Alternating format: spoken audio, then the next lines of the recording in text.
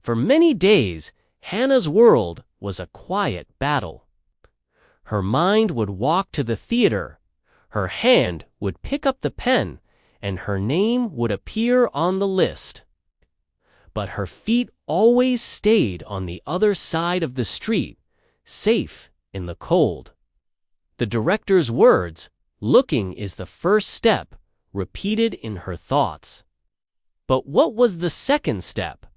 The second step felt like jumping from a tall building. One evening, while cleaning her old ballet shoes with a soft cloth, her mother came into her room. She did not ask about the shoes. She sat on the edge of Hana's bed, her hands in her lap, her face gentle in the lamplight. "You are quiet these days, my star," she said, her voice soft. Hana's hand stopped moving. Her mother sometimes called her "my star," touching the small silver necklace she wore. "I'm just tired from school," Hana said. He was not a complete lie. Her mother looked at the worn-out shoes in Hana's hands. "I remember when you found those," she said. "You used all your saved coins. Your eyes were so bright. Are they still bright when you wear them?" Hana looked down. A small tear fell onto the gray leather. She could not speak.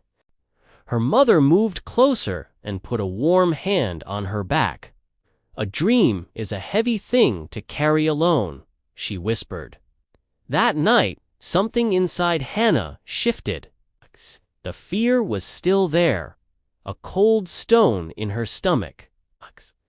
But now, there was also a small warmth next to it, her mother's hand, her quiet understanding.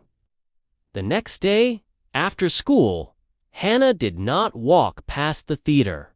She walked to it. She put her hand on the cold red door and pushed. Inside, it smelled of old wood and dust. The director was at a desk, looking at papers. She looked up and smiled, her eyes kind. "Hello again," she said. "Are you still looking?" Hana's heart was beating like a drum. "Okay." She walked to the desk where the sign-up sheet lay. There were many names on it now, but at the bottom, there was still an empty line. Her hand was shaking as she picked up the pen tied to the clipboard. She wrote her name, Achuna. It was small. It was messy. "Achuna," the director said, reading the name. "Welcome to the Winter Stage Festival." The days before the show were a blur of fear and secret practice. In the empty classroom, Hana danced for the cracked window. She danced for the quiet chairs. She imagined the lights, the faces, the silence. Her old shoes moved with her, soft and familiar. They were not perfect, but they were hers. The night of the festival arrived with a fresh layer of white snow. Backstage, the air was thick with excitement and panic. A boy tuned his violin. A group of singers whispered their lines. Hana sat on a wooden box in a corner, her heart in her throat.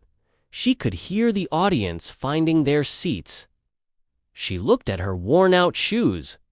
What if they break? What if I fall? What if everyone laughs? The fear was so big now, it was hard to breathe.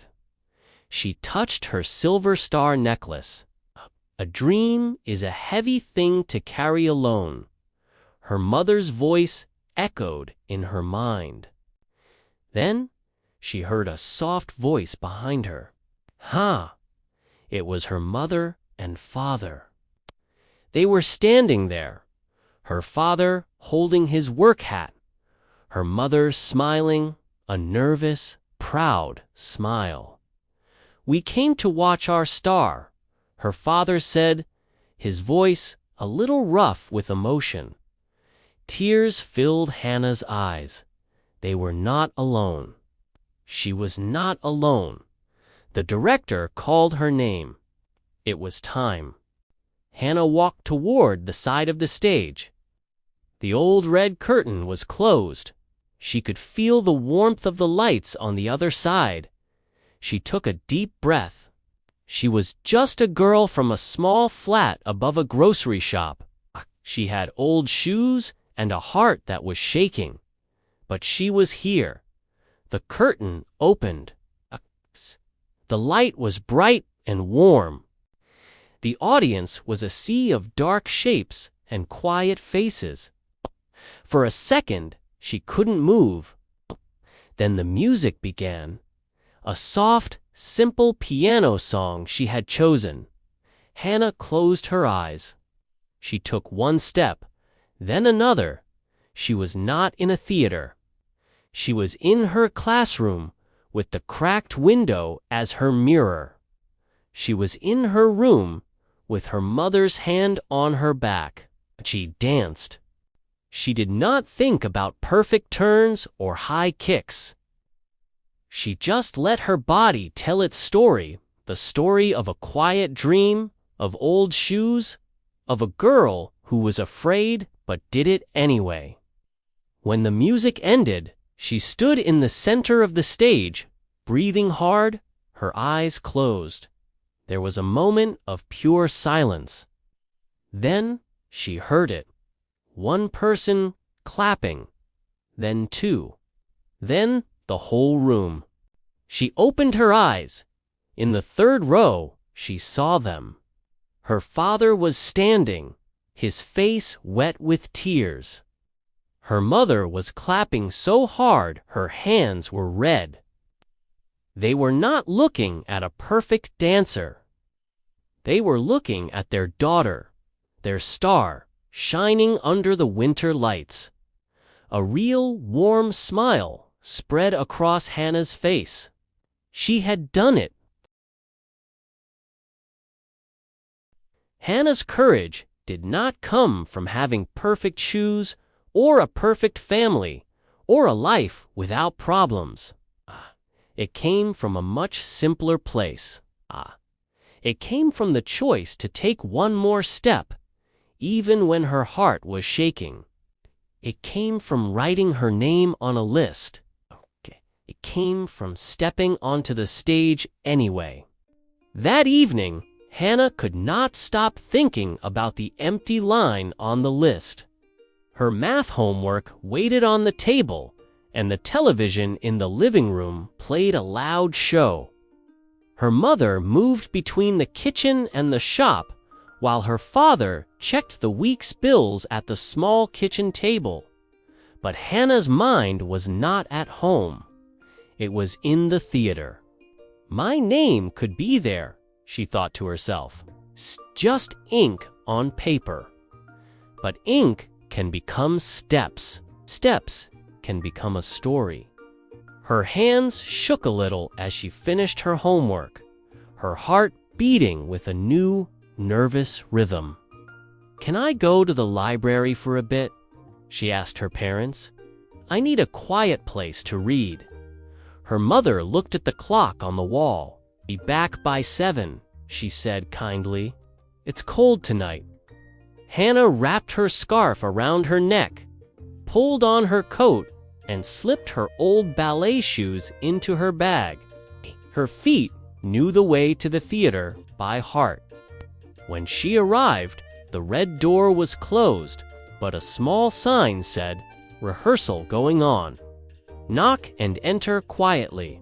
Her heart tried to run away, but her hand stayed. She knocked. The director opened the door a small amount and looked down at her. "Oh," she said with a warm smile. The girl who was just looking, Hana, swallowed hard. I want to sign the list," she said, her voice shaking like a leaf in the wind. The director opened the door wider. "Good," she said simply. "Come in." Then, inside, A man was practicing a song with a guitar. Two little children in paper crowns waited with their mother. Someone rehearsed a magic trick at the back of the room. The director led Hana to a table with a paper and a pen. Name, age, type of act. Hana took the pen. Her hand felt heavy, but she wrote, Hana Kimura, -13 dance. The letters looked small, but real. Do you have music? The director asked. Yes, Hana said. She had an old song on her phone, something soft and steady that always made her want to move. And shoes. The woman asked, her eyes gentle. Hana opened her bag and took out the old ballet shoes. The director's eyes softened. They have already seen a lot, she said. Maybe they still have one more important night. Hana smiled nervously. For the next 3 days, she used every free minute to practice. After school, she borrowed an empty classroom and turned it into her private stage. She placed her phone on a chair, pressed play, and let the music fill the quiet room. Step, turn, reach, breathe. Her old shoes slid on the floor, sometimes catching on small cracks. She fell once, twice, 3 times. Each time, she sat up, laughed a little, and then stood again. At home, she stayed quiet about the festival. Her parents had enough weight on their shoulders. She did not want to add another worry. The night of the winter stage came. Snow fell slowly from a dark sky. The theater windows glowed with a warm, yellow light. People walked in with scarves and hats, their breath making clouds in the cold air. Stage, Hana tied her shoes for the 100th time. Her hands could not get warm. She heard other acts before her, a boy singing, a group of children reciting a poem, a girl playing the violin. Each time the audience clapped, Hana's heart beat faster. What if I forget everything? She thought. What if my shoes break and everyone sees? The director touched her shoulder. Can you feel the floor under your feet? She asked quietly. Hana nodded. Can you feel the music in your chest when you think of it? The woman asked. Yes, Hana whispered. Then you are already halfway home, the director said. The rest is just walking that path while people watch. The curtain moved. Hana Kimura, 13 years old, dancing for us tonight, the announcer said. Hana stepped onto the stage. The lights were warmer than she expected. They turned the old wooden floor into something soft and golden. She could not see faces, only shapes. But in the 3rd row, 2 shapes sat very still, her parents. They had come. Her mother's hand was over her mouth. Her father's eyes were wide. A neighbor had told them, and their worry had turned into a quiet decision. If their daughter was brave enough to step onto a stage, they could be brave enough to sit in the audience. The music began. For a moment, everything in Hana wanted to run.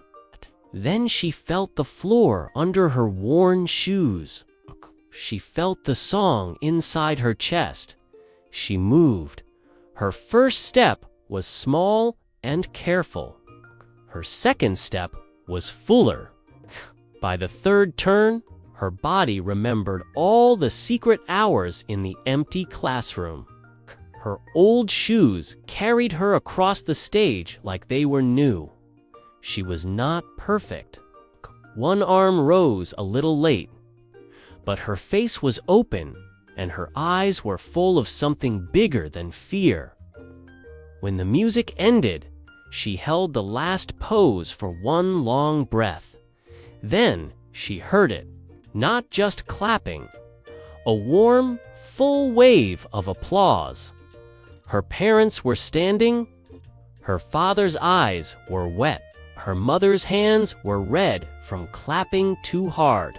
Backstage, the director met her with a small bow. "Those are not old shoes anymore," she said. "Tonight, they are story shoes, okay? They brought you from just looking to truly doing. Remember this feeling." Later, at home, Hana placed her ballet shoes carefully under her bed.